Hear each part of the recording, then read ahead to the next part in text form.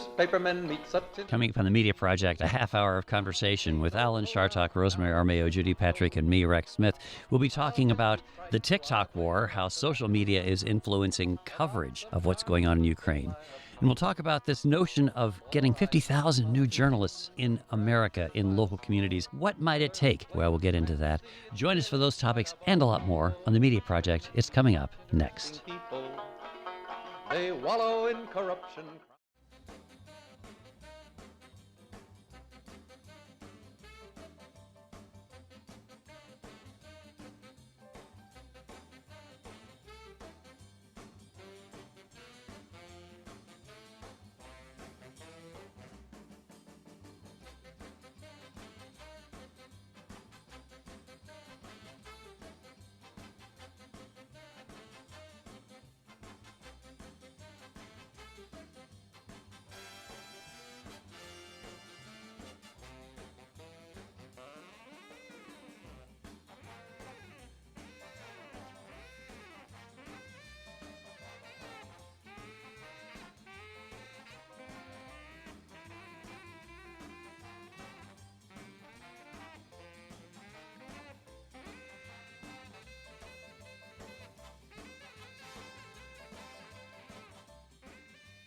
Oh, newspapermen meet such interesting people.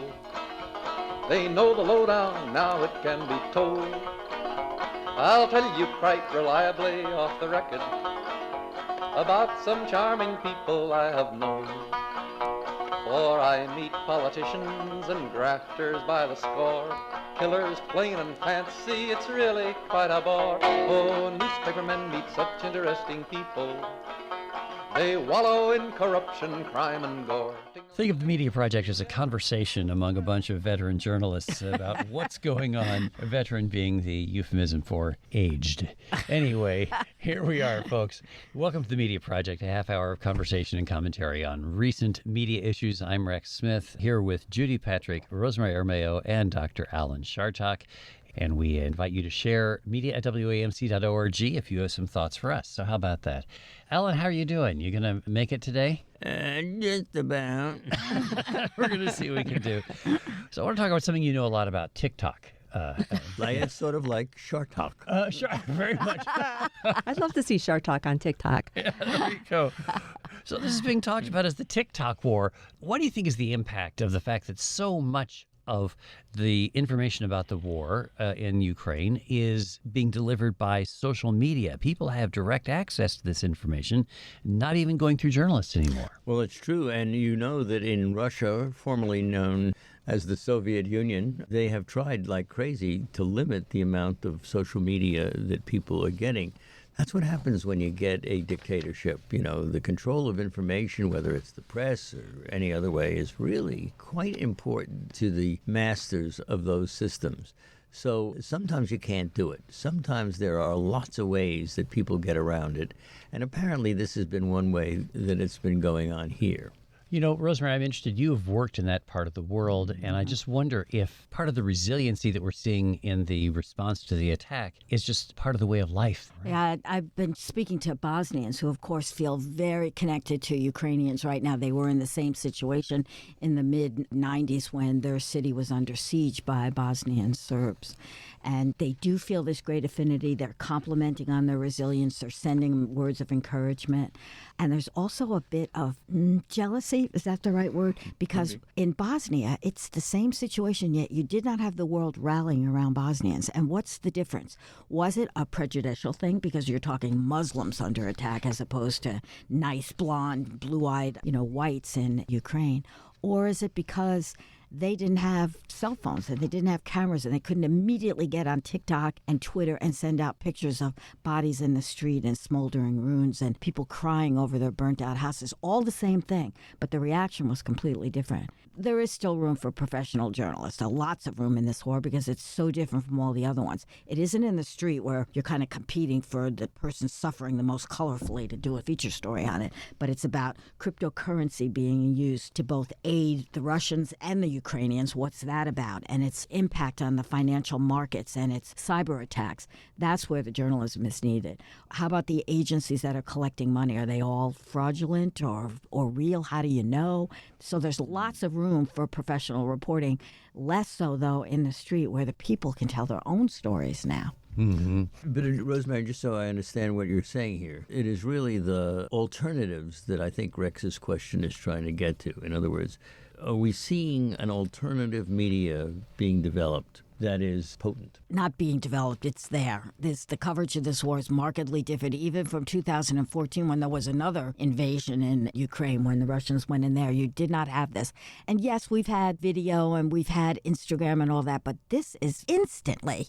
You're watching CNN reporters with smoke rising from the rubble behind them. It's immediate. You are there. And I know we've been saying this, actually. I teach it since, Maury Safer was in Vietnam, and he was sending back pictures of American troops torching Vietnamese villages, but it was black and white, and it was at night, one time, and it's now pervasive. My kids in school, I complain here often about how they're totally uninterested. Many of them are glued to their computers watching this. They're involved. Yeah, you actually are seeing on TikTok the shooting that's going on at that moment. Judy Patrick, I'm interested in an analysis that we read coming into this program about word choices, that for journalists in Ukraine, think about the words that journalists are using. Let me just use an example here. If you were writing about America, a foreign journalist writing about America, this phrase, elites cluster in the coastal metropolitan areas of this economically stratified country. That's us, and if we were to write, if people writing about Ukraine have to think about this. Especially reporters, we bring our biases to what we cover or how we view the news reports. And you see this a lot. What you have to do as reporters, one of the things I always caution them was to consider your adjectives. Just use very active verbs, active sentences, and really think about how the people you were covering will feel about what you're writing. And think about how you would write this if you were writing about your hometown. It's so interesting to see how the perceptions of the Ukrainian invasion have veered from other invasions that we have covered in the past. And on the issue of TikTok and Twitter, I am finding myself more and more going to those platforms for coverage of this war. But what it is it's scattered. It's not cohesive. It lacks the context. Twitter can offer you a thread. So a thread is a series of tweets that can give you a story, but you have to wade through it. The other thing about, Twitter and TikTok and Facebook, it's the ultimate crowdsource of this conflict, but it's full of misinformation as well. Mm-hmm. And you really have to decide with every tweet to like or retweet or even to consider true or not, what the source is and whether it's been vetted. In many cases, this is misinformation on both sides of the equation. Mm-hmm. I'm so fascinated by the context of all of this. In the Soviet Union, not Russia, but in the old Soviet Union, if somebody started up, they would be taken away in chains. And still are. Yeah, there is still enough of it, but it's not universal. There is something, since that country has changed from the old Soviet Union to the expectation of democracy, because that was there. And then along comes this guy, Putin, and now we're going back in the other direction. So there's a whole bunch of contextual stuff. For example, you see a CNN reporter standing out in front of a building that has just been bombed. Would that have been allowed in the old days for the people you consider, either your friends or your enemies to be doing that kind of thing? That has changed. Until the Persian Gulf and Iraq War, we never went into the land of the enemy. There was no reporting from Japan or Germany on American media during World War II. And you're right, it does lack context, but I would maintain that when we had embedded soldiers, that lacked context too. They were young people totally excited to be at war and out with the soldiers. We didn't get a real view of it.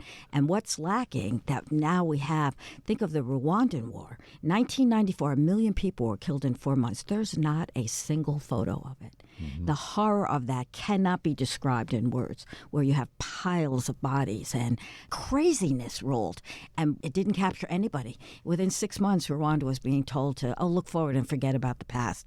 And that's why, because there's no documentation of it. Now it's there. Yeah. It's very powerful. You know what else is going to happen soon? I think we're going to have an awareness of the danger that the journalists are facing behind the enemy lines as you put this out. And it's not that journalists aren't in that situation all the time. Ernie Pyle in World War II, of course. And I even remember when I was in Central America during the Civil War in El Salvador, we used masking tape to put TV on the side of our cars. We weren't TV, but people understood what that meant. And supposedly journalists weren't being shot down there. In those days, everybody believed that journalists were their ticket to getting their word out. Nowadays, it's really dangerous. It's like putting a bull's mark on your A bullseye on you. bullseye on your So Rosemary, when we look at the comparison between what's happening here, what happened in Rwanda, is race important? I find that a really fascinating part of the story. You know, Malcolm Nance brought that up on WAMC.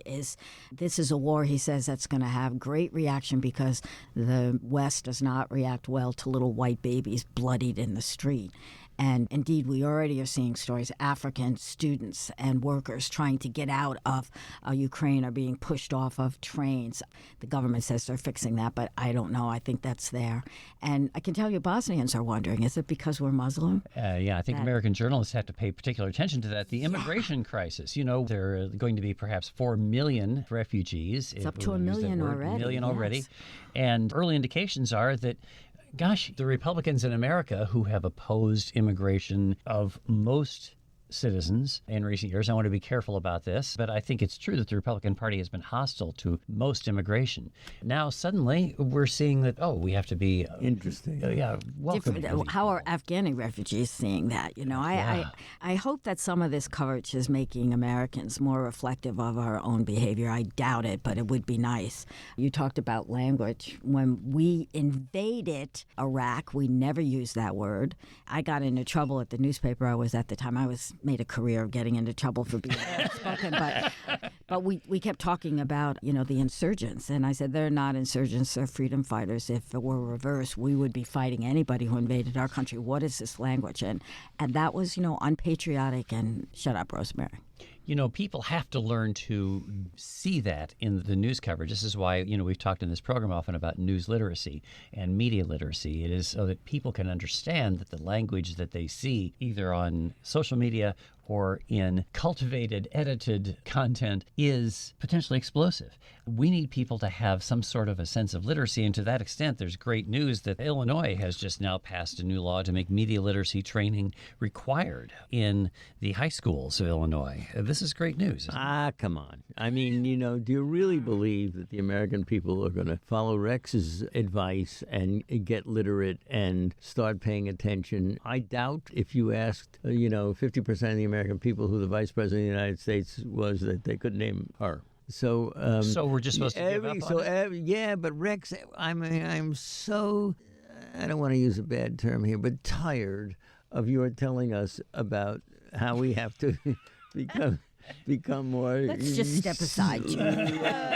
Literate. Yeah. So Go ahead, to throw Judy. a monkey wrench into the discussion, it was a few days after the war, a week into the war, the Russian government, Mr. Putin's government, decided to send a lesson out to all the school children in Russia, using the euphemistic terms to describe the invasion. I think they described it as a peacekeeping mission, and part of their discussion was a media literacy component that was trying to tell them what was true and what was fault. And so it can be used for very bad ends, especially if the basic underlying premise is evil.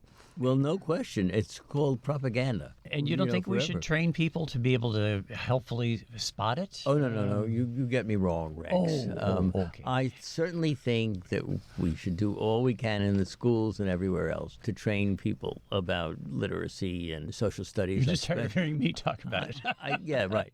I spent my life doing that so far. It is increasingly difficult, even for those of us trained in the media, to discern between advertising and propaganda and fake news and real news. The techniques of the real thing have now been appropriated by all the other bad players. So this is training, and media literacy is that, not exactly, who is the vice president. That's needed too, though, Alan. No. I was just trying to make a point. I know. About what people know. I know.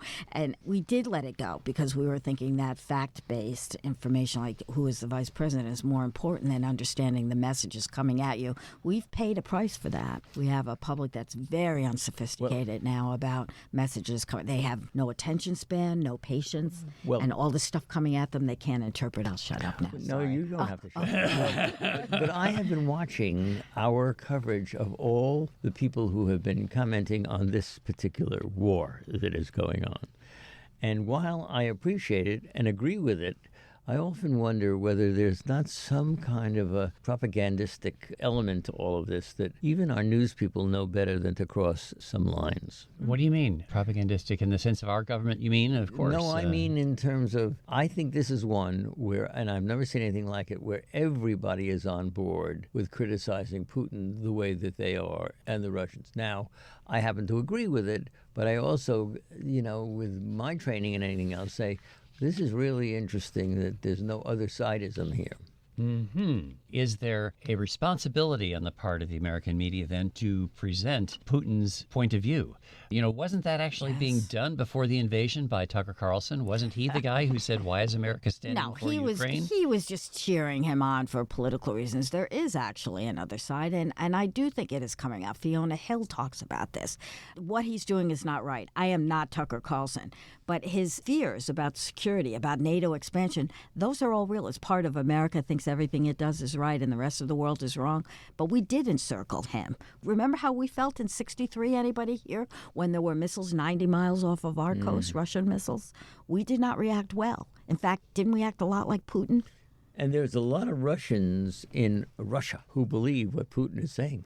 Well, it's all they're getting. They're only getting, though, the propaganda. That's the point. There isn't a free press. Well, there isn't, and I agree with you. But among the Russian people, there seems to be an appreciation for his lies or for what he is saying. And, of course, there are some who are raising a little hell and being dragged off to jail. We know that. But I think there's an acceptance of the logic of Putin's arguments by many Russians. That is true. The editor of Novaya Gazeta, one of the few independent voices in Russia, won the Nobel Peace Prize this year. And he is at great risk to himself and his reporters reporting on the war and putting out the real story. And that is getting out. The opposition is rallying, saying, don't believe everything you're hearing on state TV. Do not listen. It is getting out. Remember, the Russians have decades of trying to get around their government, of knowing that they're being fed a line. I think the word is going to get. It's just the world is too connected now. There's a movement afoot for people to use VPAs, which is more technical than I can understand, but they could go through, for example, my computer and get into Western sources without anybody in Russia knowing that they were there. People are smart now. Well, not all people are smart. No. And radio is important, too. I mean, it's one of the forms of communication that the government really can't interfere with, except in Russia, where they shut down the last independent radio station, Echo, in recent days. And so even newspapers can be a valuable source of information. Digital has its advantages. You're able to reach a large number of people at a single time, but it has its downfalls in the fact that people come in and shut it down. By the way, you were talking about these false images that people see. It's hard to tell. I think we will see, as artificial intelligence takes wing, a lot of sorting that will be done for journalists that will be helpful. Actually, there are professors at the University of Albany who do research into detecting fake photography and how you can tell something that has been edited to look fake. And I think that as programs are written so that artificial intelligence can do that, we will be able to very quickly specify that this photo that has come across the desk is not real. This has been altered. This one is valid. And that kind of stuff, because every image carries metadata, that's going to actually make real journalism more valuable, because there will be people who will be able to make judgments, and we should be asking the social media platforms to do the same thing. I saw Rosemary frown. Well, I think that's the hopeful vision. Yeah. The dismal vision is AI is going to make fake news really really easy to produce, and it's going to look more real than ever. Yeah, I guess that's true because the voices can be made to mimic voices. I mean, you actually have Nancy Pelosi's own voice saying ridiculous things. That are Yeah, not or true. they've slowed it down so it sounds like she's drunk or impaired. Oh, just scary stuff is happening. You know, it can be as simple as using your eyes, because when Vladimir Putin signed the order declaring Crimea an independent state, people out there on social media looked at the wristwatches of everybody, and they noticed that the sequence in which he had done this was not at all the sequence in which he proposed it. And it was just a matter of looking at the wristwatches, which I assume that no one will be able to wear at Kremlin meetings anymore. Right. Sit at your jumbo table with no wristwatches. This is the Media Project from Northeast Public Radio. If you want to offer your thoughts, media@wamc.org is the email address. Alan Chartock is here, Rosemary Armeo, Judy Patrick, and I'm Rex Smith, and we thank you for joining us. Here's an interesting point of view coming from Steve Waldman, who is one of the great thinkers about the structure of journalism these days. He used to be chief of staff at the FCC and has written several major studies of the structure of journalism, including advocacy for more aggressive not-for-profit journalism across the country a decade ago that has actually been influential because that's where journalism is growing these days. He says that what we need is about 50,000 local journalists to be hired. In 2004, there were about 71,000 people in newspapers, in newsrooms, in newspapers, and since then, about half those jobs are gone. So you need about 50,000 because a lot of the jobs in newsrooms are people designing pages and doing sort of the technology. They are considered newsroom staff. Imagine adding 50,000 local reporters. And why wouldn't we try to undertake such a process as that? Well, this is capitalism. Things happen not because Rex Smith is telling us, this would be the right thing to do. Things happen because there's a profit in it, or, you had just mentioned the move towards not-for-profit journalism.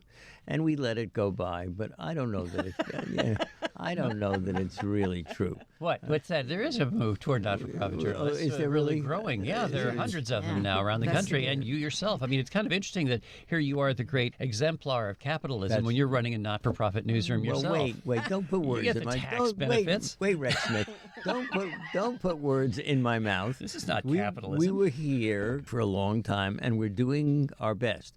But if you take a look at what motivates Americans, it's still profit, and it's going to be profit for a while. That involves the media, too. So you can cherry pick a few things here and there that are examples of not-for-profit journalism.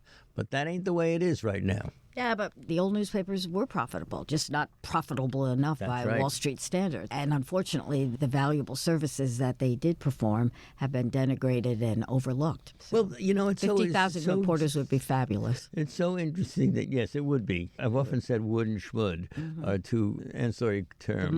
The money that we would save in corruption busted and bad Yeah. people put away would be worth it. But that ain't what's happening, right? But it could. It could. Oh, I mean, there's stop. no reason for it not to, for us to begin to give the kind of tax incentives that you enjoy here, to spread them around so that we can I'm all actually for it, but not encourage- when the publisher of, let's just say, a major Albany newspaper, is going to profit from all of this. But think about it, Alan. We use private enterprise to build highways and bridges in this country. They are subsidized, if you want to use that word, by taxpayers. So what's the difference between that? Those people who are building your highways are not government employees. You and I will fight this till we're under the grass. He's pretty eloquent.